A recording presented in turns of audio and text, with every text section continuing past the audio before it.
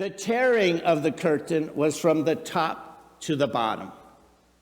So that curtain is 6 inches thick. Have you ever tried to tear a telephone book? And for those of you that are younger, you're like, what's a telephone book? I'll talk to your grandparents. But it's very, very hard to tear a 6-inch thick curtain.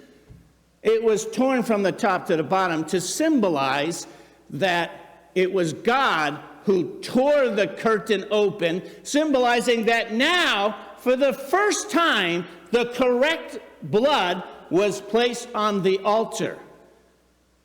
Let me ask you a question. When was the curtain torn?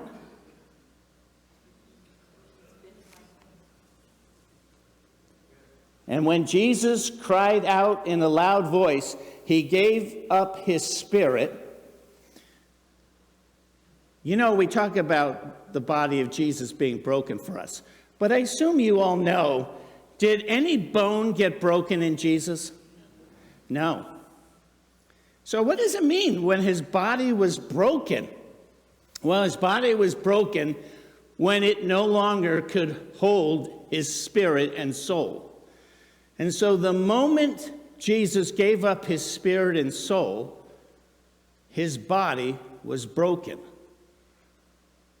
But what happened the moment his body was broken? What happened right at that moment?